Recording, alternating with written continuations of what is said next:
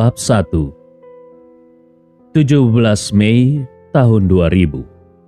Anda telah mentransfer $13.666.422.19 ke kartu tabungan Anda yang diakhiri dengan angka 2022. Saldo saat ini adalah $13.667.922.19. Bank Komersial. Jaspal melihat teks di ponselnya yang mengingatkannya pada detail transaksinya. Dia menghela nafas dalam-dalam. Ekspresi kegembiraan muncul di wajahnya. 5 bulan yang lalu, dia dilahirkan kembali dan melakukan perjalanan kembali ke tahun 2020.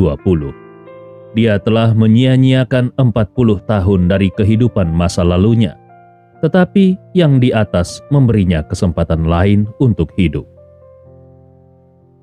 Jaspal Lane, yang telah bekerja di industri ekonomi selama lebih dari 10 tahun, terlahir kembali di tahun 2000 dengan ingatan dan pengetahuan tentang 20 tahun mendatang.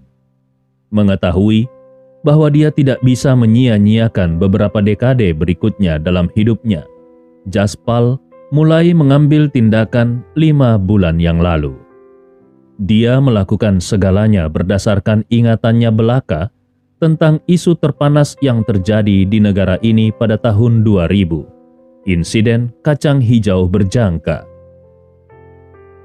Jaspal menjual satu-satunya properti kedua orang tuanya dan masuk ke pasar berjangka dengan dana $800.000 dengan keuntungan 20 kali lipat. Dia melewati 5 bulan itu dalam keadaan cemas dan tertekan. Pada hari ini, dia menyambut baik kedatangan kenaikan harga kacang hijau yang luar biasa dari ingatannya. Saat dia memulai pembukaan 5 bulan lalu, kenaikan harga kacang hijau yang tiba-tiba itu menyebabkan aset pribadi Jaspal melebihi $10 juta.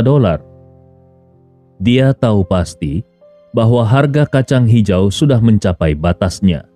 Akan segera ada penurunan terus-menerus dalam hal harga untuk beberapa tahun ke depan. Oleh karena itu, Jaspal melakukan pembersihan total dan menarik kembali sahamnya. Dia mendapat total $13.66 juta setelah dikurangi biaya pemrosesan dari $800.000 menjadi $13.66 juta dalam waktu 1 hari. Jasper mencapai pencapaian finansial yang kebanyakan orang tidak akan bisa capai sepanjang hidup mereka. Setelah mengembalikan modal pokok dan bunga, masih tersisa sekitar 12,8 juta. Jika sejarah tidak mengubah jalannya dan semuanya terjadi seperti dalam ingatanku, aku akan bisa mengambil kesempatan berikut untuk mendapatkan lebih banyak uang. Mungkin $13 juta ini akan segera menjadi ratusan juta atau bahkan miliaran. Dia terus melihat teks transaksi beberapa kali lagi. Jaspal tertawa terbahak-bahak. Dia telah miskin, celaka, dan terjebak dalam hutang sepanjang kehidupan masa lalunya. Setiap hari hanyalah hari lain untuk melunasi hutangnya.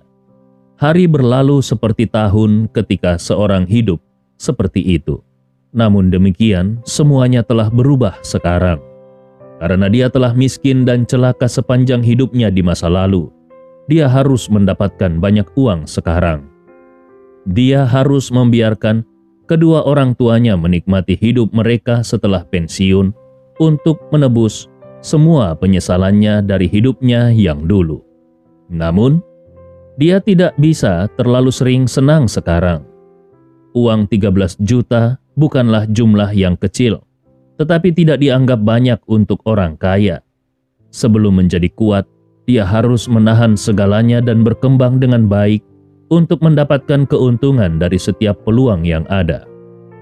Dia harus bersikap tenang dan tidak menonjolkan diri. Saat Jaspal sedang sibuk memikirkan beberapa peluang finansial yang akan datang, seseorang mengetuk pintu. "Jasp, ibuku ingin kau datang untuk makan malam malam ini." Senyum Jaspal langsung menghilang saat melihat gadis cantik yang berdiri di luar pintu itu. Gadis itu adalah pacar dan calon istrinya saat ini, Penelope Hunt. "Aku tidak punya waktu," jawab Jaspal dengan nada tegas. "Kau tidak punya waktu?" Penelope menatap Jaspal dengan tercengang. Sejak mereka kenal satu sama lain, Jaspal sangat mencintainya dan tunduk pada setiap keinginannya. Pria itu mengiyakan setiap permintaannya dan memujanya setiap kali mereka bertemu. Namun, Jaspal tampak seperti orang yang berbeda hari ini. Karena terlalu terbiasa dengan cara pria itu biasa memperlakukannya, kontras dalam sikap Jaspal ini membuat Penelope sangat tidak senang. Ekspresinya mengeras. "Ibuku ingin kau datang untuk makan malam dan kau memberitahuku bahwa kau tidak punya waktu?" Penelope berteriak. Jaspal tertawa dingin. Setelah melalui segalanya dalam hidupnya dulu, dia sangat menyadari niat wanita ini. "Lupakan soal makanannya. Jangan berpikir kalau aku tidak menyadari semuanya. Ibumu ingin aku datang hanya untuk memintaku meminjamkan uang kepada saudaramu itu, bukan?" Dia bertanya. Ekspresi Penelope berubah. "Bagaimana kau tahu?" Dia bertanya. "Aku tahu semuanya. Aku juga tahu kalau saudaramu menghamili seorang wanita di luar sana dan memaksa wanita itu untuk melakukan aborsi. Wanita itu hampir kehilangan nyawanya dan sekarang mereka ingin saudaramu membayar mereka $300.000, bukan?" Jaspal menyeringai dingin. Penelope menatap Jaspal dengan jijik. "Dia saudaraku, dan kita akan menikah. Kenapa kau begitu perhitungan dengan sejumlah kecil uang seperti ini?" Penelope bertanya. "Sejumlah kecil uang? Kau meminta $300.000. Kau tahu semua soal situasi keuanganku. Orang tuaku hanya punya akar yang sederhana dalam industri pertanian. Mereka bekerja keras sepanjang hidup mereka hanya untuk membeli rumah ini untuk kita tinggali setelah menikah. Sementara itu, aku baru mulai bekerja. Di mana aku harus menemukan $300.000 untuk saudaramu?" Jaspal bertanya dengan marah. "Kau bisa menjual rumah tua orang tuamu di kampung halaman mereka. Meskipun nilainya tidak banyak, itu cukup untuk memberi kita $300.000, kata Penelope tanpa basa-basi. "Apa kau sudah gila?" Meskipun ini adalah kedua kalinya dia mendengar semua ini dari Penelope, sejak di kehidupan masa lalunya, Jaspal masih tetap marah. "Itu rumah pensiun kedua orang tuaku. Di mana mereka akan tinggal setelah kau menjual rumah mereka?" dia bertanya. Mata Penelope berkilauan. "Mereka bisa menyewa tempat tinggal atau tinggal bersama kita untuk sementara waktu?" katanya. "Tinggal bersama kita?" Jaspal mendengus. "Manis sekali kata-kata yang datang dari mulutmu. Tahun lalu ayahku datang ke kota untuk menjalani pengobatan untuk penyakitnya dan tinggal bersama kita selama total 3 hari. Kau membuat ibuku mencuci kakimu setiap hari, tetapi kau hanya mengunjungi ayahku sekali selama seminggu. Dia berada di rumah sakit. Kau bahkan tidak bisa tinggal selama 3 menit. Katakan padaku kenapa? Apakah kesehatan ayahku kurang penting dibandingkan dengan janji minum tehmu?" Jaspal menjadi sangat marah saat dia terus berbicara. Dia membenci Penelope, tapi dia lebih membenci dirinya yang lemah dulu. "Cukup, Jaspal Lane." Ekspresi mengerikan terpancar dari wajah Penelope. "Aku hanya memintamu untuk mengalokasikan sejumlah uang untuk adik laki-lakiku. Apa kau ingin melihatnya diadili di pengadilan? Dia adikku." Penelope berteriak marah. "Ya, dia saudara sialanmu, bukan saudaraku. Apa urusannya denganku?" Jaspal meraung. "Baik kalau begitu." Penelope tertawa dingin. "Seperti yang aku kira. Tidak ada pria baik di luar sana. Itu saja yang akan aku katakan untuk hari ini. Jika kau tidak memberi kami $300.000, mari kita putus. Kita juga tidak akan menikah," dia berkata dingin. Jaspal tertawa setelah mendengar kata-kata Penelope.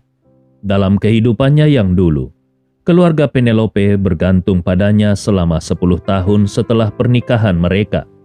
Kelakuan adik laki-lakinya menjadi lebih buruk setelah insiden aborsi itu. Laki-laki itu melakukan semuanya, mulai dari minum hingga terlibat dalam pesta pora dan berjudi. Penelope terus memaksanya untuk melunasi utang adiknya. Ini adalah alasan utama mengapa dia tetap miskin sepanjang hidupnya di kehidupan yang dulu. Penelope Hunt tidak memiliki sedikit pun perasaan tulus untuknya. Wanita itu hanya melihatnya sebagai ATM berjalan jangka panjang. Saat upacara pernikahan mereka, Penelope memandang rendah kedua orang tuanya karena berpakaian terlalu sederhana dan menolak untuk membiarkan mereka memasuki tempat upacara. Wanita itu tidak pernah memikirkan fakta bahwa orang tuanya bahkan menjual perabot mereka lalu ditabung untuk biaya pernikahan mereka. Penelope bahkan tidak muncul di upacara pemakaman kedua orang tuanya. Wanita itu bahkan bertengkar hebat dengannya dan menamparnya beberapa kali di depan umum.